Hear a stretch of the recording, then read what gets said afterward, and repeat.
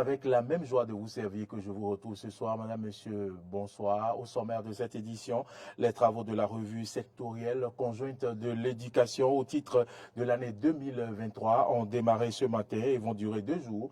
Le compte rendu de la cérémonie de lancement des travaux est à suivre dans ce journal. À suivre également dans cette édition la conférence inaugurale des journées éthiques et déontologiques dénommée GED 2023.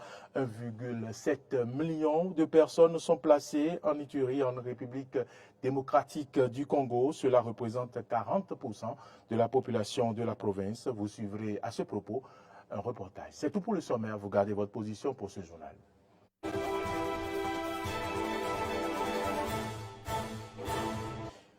Merci à toutes et à tous de nous préférer. Bienvenue dans cette édition.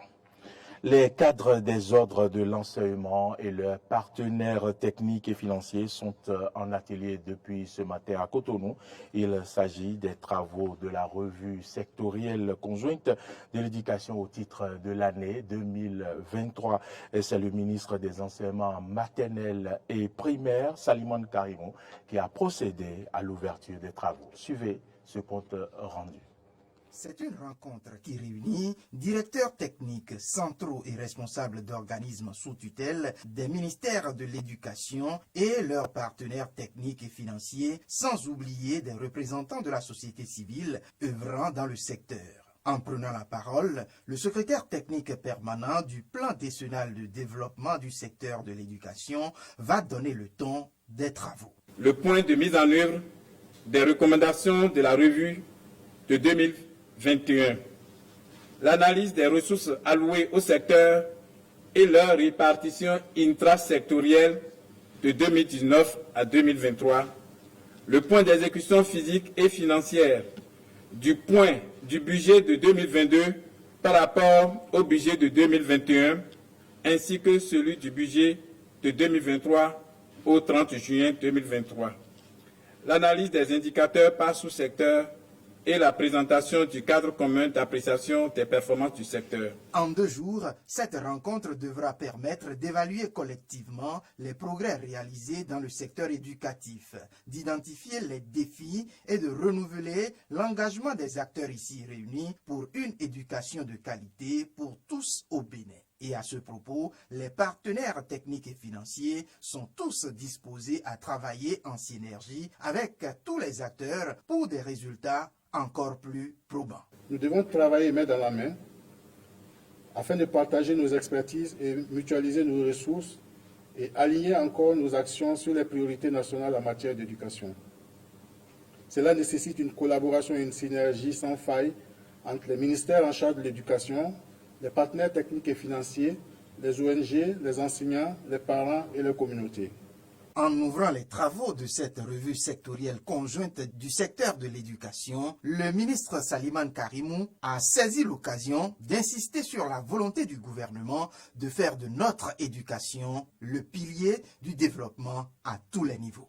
Pour le gouvernement béninois, la question de la profonde transformation de notre système éducatif, en vue d'en faire désormais, et plus que jamais, le socle du développement national, c'est-à-dire un système éducatif qui constitue une réelle réponse à l'employabilité, qui promeut l'auto-emploi, la création de richesses, le bien-être individuel et collectif est non négociable. À ce rendez-vous et en tenant compte des avancées notables engrangées ces dernières années dans l'éducation béninoise, le ministre n'a pas manqué de décerner un satisfecit aux partenaires techniques et financiers.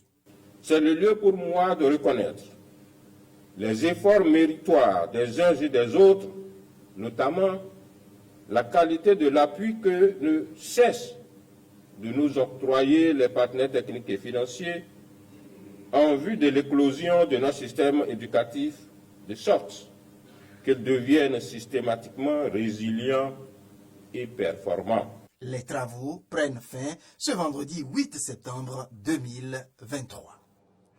Sortie médiatique du ministre des Affaires étrangères après son retour de la Chine. Conversation à bâton rompu avec les journalistes sur la diplomatie béninoise, son avenir pour la nouvelle dynamique, le regain de coopération entre le Bénin et le Nigeria, le Niger, le coup d'État et les décisions de la CEDEAO. Tout est passé au peigne fin.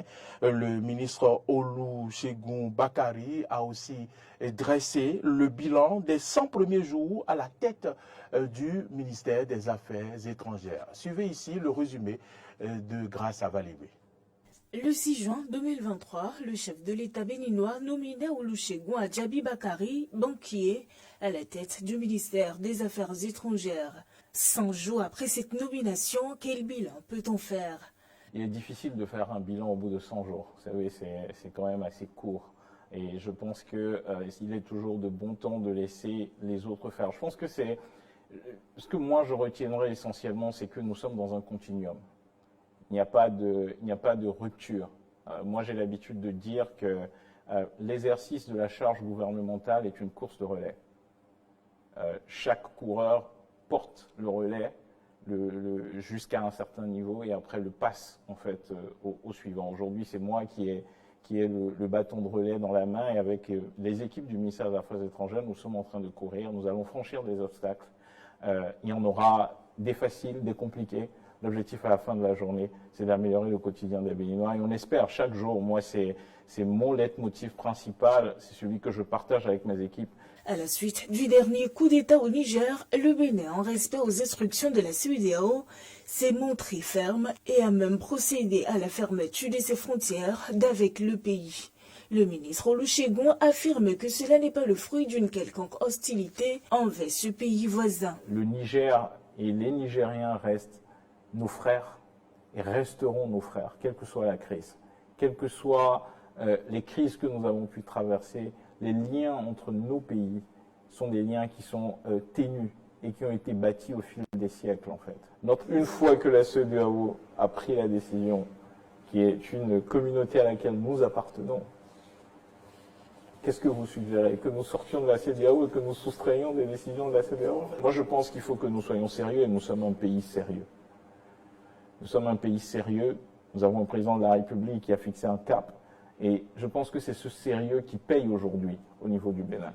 Nous sommes des gens qui respectent leurs engagements nationaux et leurs engagements aussi communautaires. Nous faisons partie d'une communauté, la communauté a des règles et nous avons aussi des valeurs. Nous ne pouvons pas, parce que nous avons des intérêts personnels, dire que nous nous mettons en marge de notre communauté. Aussi, les relations diplomatiques existantes entre le Bénin et plusieurs puissances économiques sont au beau fixe. L'exemple le plus récent, celui de la visite de travail du président Talon en Chine, puis la présence du président nigérien Bola Tinubu aux côtés du chef de l'État lors des manifestations officielles du 1er août à Cotonou. Entre le Bénin et le Nigeria, comme le président de la République a l'habitude de le dire, il s'agit en fait de pays siamois. Je pense que le président de la République a, au cours des 7 dernières années, tout mis en œuvre pour pouvoir rapprocher les deux pays, avec beaucoup plus de succès aujourd'hui avec l'arrivée du président Bola Ahmed Tinubu. Je pense que parfois, les relations entre les États tiennent aussi aux relations entre les personnes. Et les relations entre le président Patrice Talon et le président Bola Ahmed Tinubu sont à des niveaux qui permettront, je pense, dans le futur, d'améliorer sensiblement les relations entre nos deux pays. Le président Xi Jinping et le gouvernement chinois ont décidé de porter la relation et le partenariat entre le Bénin à ce qu'ils appellent le niveau stratégique, qui est le niveau le plus élevé de partenariat entre la Chine et une république extérieure. Il n'y en a pas de plus élevé. Et je pense que dans les semaines et les mois à venir, les retombées pratiques et concrètes vont commencer à se voir ici.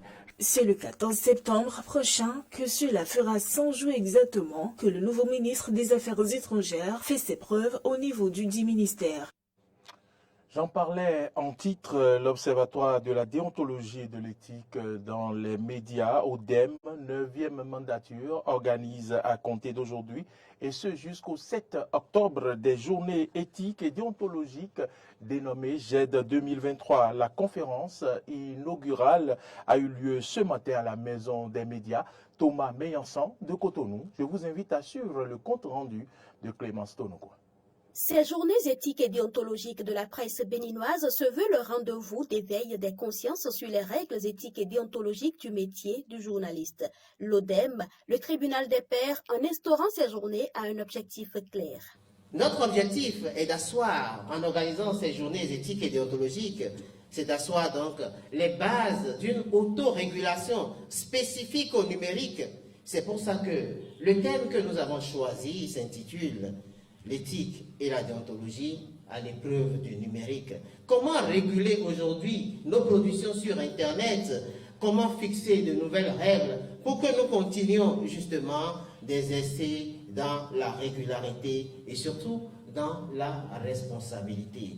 Responsabilité, c'est le mot-clé. Responsabilité sur Internet, responsabilité qui engage nos communautés, responsabilité qui engage notre développement, responsabilité qui engage nos rédactions, responsabilité qui engage notre profession. La vice-présidente de l'Assemblée spéciale des associations fêtières des professionnels des médias, elle, est revenue sur l'importance et la nécessité pour le journaliste de faire preuve de responsabilité dans l'exercice de son métier. Il est important pour chaque professionnel de médias de faire preuve de responsabilité dans le traitement de l'information. Cette responsabilité passe par le respect du code d'éthique et de déontologie. Car il est important de savoir que la déontologie dans le traitement de l'actualité protège aussi bien le professionnel, les professionnels de l'information que le public. Le respect de la déontologie garantit des comportements éthiques et des publications saines dans le respect de la personne humaine et de la vérité des faits. Point n'est plus besoin de démontrer qu'avec l'avènement du numérique, les défis sont énormes pour la presse béninoise. C'est à juste titre que le conseiller à la HAC, Bastien Salami, reconnaît que l'ODEM est en phase avec ces défis. L'ODEM est en phase avec les défis du XXIe siècle auxquels les médias sont confrontés. En effet, la révolution des nouvelles technologies de l'information et de la communication, avec cette révolution, le journaliste est impacté au point où le numérique l'oblige à s'y adapter en adoptant désormais une posture qui l'amène dorénavant dans l'exercice de sa profession à faire preuve, outre le professionnalisme, la responsabilité, mais en plus de technicité. Toute chose qui permettra aux journalistes, aux communicants, j'allais dire, de s'armer contre toute entreprise qui viserait à compromettre la paix, la sécurité, tous utiles au bien-être économique et social. Une communication sur le thème « L'éthique et la déontologie à l'épreuve du numérique » présentée par Maître Charles Badou et la remise symbolique de lot de documents de la presse à quelques organes ont été les autres temps forts de la cérémonie. Nations Unies, 1,7 million de personnes sont déplacées en Ituri, en République démocratique du Congo. Cela représente 40% de la population de la province.